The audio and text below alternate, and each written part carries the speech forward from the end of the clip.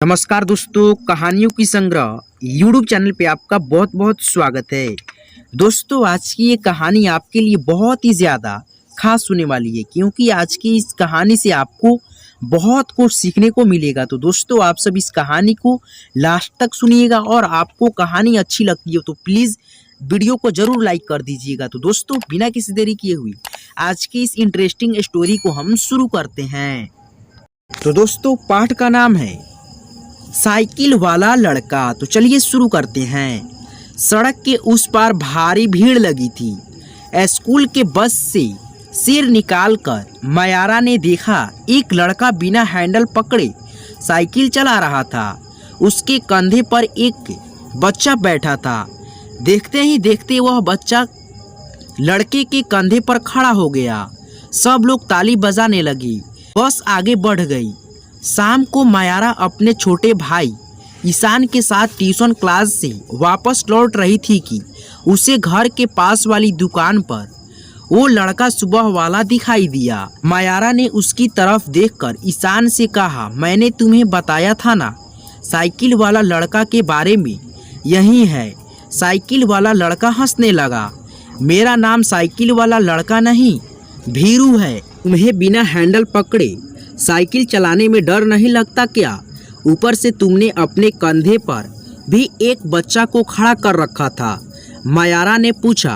भीरू ने लापरवाही से कहा, मुझे किसी भी चीज से डर नहीं लगता, ये तो मेरा काम है। ईशान ने कुछ आश्चर्य से उसकी तरफ देखा। तुम्हें डर नहीं लगता क्या? रात को भी नहीं? रात से क्यों डरूं? मैं तो रात को भी सर्कस दिखाता हूँ। तुम्हें देखना है तो आ जाना। मंदिर के सामने जो बाजार है ना, रोज रात को मैं वहाँ सर्कस दिखाता हूँ। कैसा सर्कस? ईशान ने पूछा। बताऊंगा तो मज़ा कैसे आएगा? आज रात को आना जरूर। इतना कहकर भीरू वहाँ से चला गया। रास्ते भर मायारा और ईशान इसी बारे में बात करते रहे कि भीरू रात को कौन सा सर्कस दिखाएगा। मायारा और ईशान पापा के ऑफिस से लौटने का इंतजार करने लगे। दोनों यही सोच रहे थे कि पापा को किसी भी तरह रात को उन्हें भीरू का सर्कस दिखाने ले जाने के लिए मनाना पड़ेगा। पापा को दफ्तर में काम पड़ गया। ईशान मायूस हो गया। दीदी, क्या हम भीरू का सर्कस नहीं देख पाएंगे? मायारा को भी यह देखने का बड़ा मन था कि इस बार भीरू क्या दिखाएगा। कहीं साइकिल हवा में तो नहीं उड़ाने लगेगा। रात को खाना खाने के बाद मम्मी ने कहा, कल स्कूल जाने के लिए जल्दी उठना है, तुम दोनों जाकर सो जाओ। मम्मी कमरे में टीवी देखने लगी। ईशान ने धीरे से कहा, दीदी, क्या तुम्हें भी डर लगता है? मायारा ने बहादुर बनते हुए कहा, बिल्कुल नहीं, चलो मैं तुम्हें ले चलती हूँ। पैरों में चप्पल डालकर दोनों पीछे के दरवाजे से घर से बाहर निकल आए। सड़क पर अंधेरा था, पर मायारा ने ठान रखा था कि वह बिल्कुल नहीं डरेगी। जब भीरू को किसी भी बात से डर नहीं लगता तो उसे क्यों लगी? अपने छोटे भाई का हाथ पकड़कर वह तेजी से सड़क पर चलने लगी। मंदिर का रास्ता सुनसान था। दोनों बाजार पहुंचे। लगभग सभी दुकानें बंद हो चुकी थी। दोनों चुपचाप वहां बने एक पत्थर के पुलिया पर बैठ गए। ऐसा लग ही नहीं रहा था कि वहां कोई खेल भी हो सकता है। अचानक उनके सामने कुछ लड़के गाना गाते हुए आए। मायारा ने ध्यान से देखा तो ईशान भीरू तो नहीं है, पर वो कोई और ही लोग थे। अब ईशान को थोड़ा डर लगने लगा।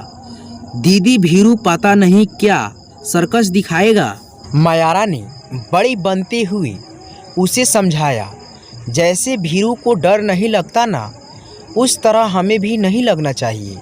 तू तो साइकिल चलाने से कितना डरता है। कब से पापा बोल रहे हैं कि साइकिल चलाने को।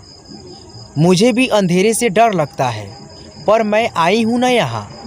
मुझे अब बिल्कुल डर नहीं लग रहा। आराम से बैठ। 10 मिनट गुजर गए, 20 मिनट गुजर गए। बाजार बिल्कुल सुनसान हो गया।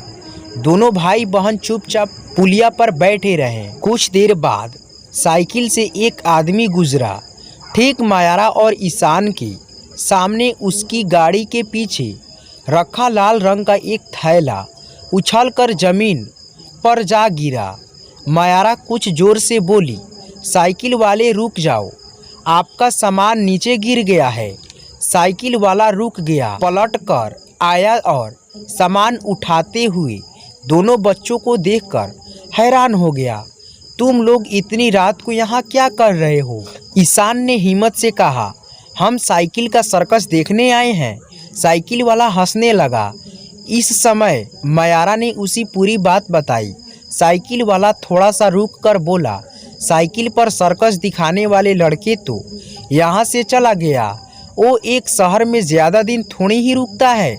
सुबह यहाँ था, शाम को कहीं और चला गया होगा। ईशान मायूस हो गया। साइकिल वाले आदमी ने कहा, रात हो गई है, मैं तुम दोनों को घर छोड़ देता हूँ। बेटी तुम साइकिल के पीछे बैठ जाओ, यह थैली पकड़ लेना और राज बहादुर आगे ठंडी पर बैठेंगे। दोनों बच्चे साइकिल पर बैठ गए। बीच रास्ते में उन्होंने पाया कि साइकिल चलाने वाला बूढ़ा आदमी बिना हैंडल पकड़े आराम से साइकिल चला रहा है। घर के सामने उन्होंने छोड़कर वहां चला गया। मायारा और ईशान पीछे के दरवाजे से अंदर आए। कमरे में आकर ईशान ने मायारा का हाथ पकड़कर कहा, दीदी मुझे अच्छा लग रहा है। अगले दिन मायारा सुबह सोकर उठी तो ईशान कमरे में नहीं था। वह दौड़कर बाहर गई। पापा बरामदे में खड़े जोर जोर से कह रहे थे, शाबाश ईशान। ईशान पूरे आत्मविश्वास के साथ सड़क पर साइकिल चला रहा था।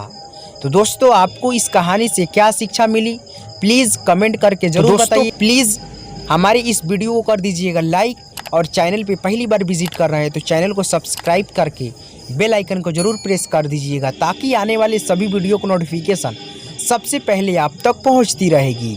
तो दोस्तों, चलिए फिर मिलेंगे एक अलग वीडियो में एक अलग मज़ेदार इंटरेस्टिंग कहानी के साथ। जब तक के लिए धन्यवाद।